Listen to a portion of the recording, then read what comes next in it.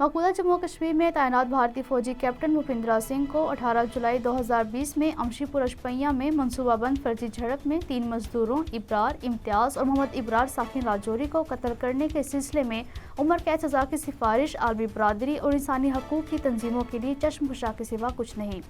भारतीय फौजी ब्रिगेडियर अजय कोटाच भी इस बेईमाना कत्लेआम के लिए बराबर का जिम्मेदार है, जो उस वक्त सेक्टर कमांडर था, जिसे बाद जनवरी 2021 में तहरीक आज़ादी कश्मीर के खिलाफ उनकी खिदमात के एतराफ़ में ही युद्ध सेवा मेडल से भी नवाजा गया। अमशीपुर अशपैया फर्जी झड़प भारतीय अफवाज की दरिंदगी और बर्बरियत की वहशियाना मिसाल है।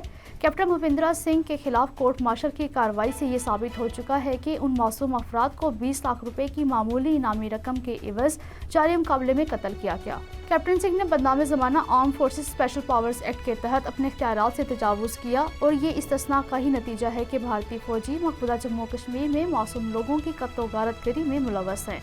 मकबूजा जम्मू कश्मीर में भारत के हाथों इंसानी हकूक़ की संगीन खिलाफ वर्जियों की तवील तारीख मासूम कश्मीरियों के खून, ख़वातीन की चीखों और बच्चों की आहों से भरी पड़ी है।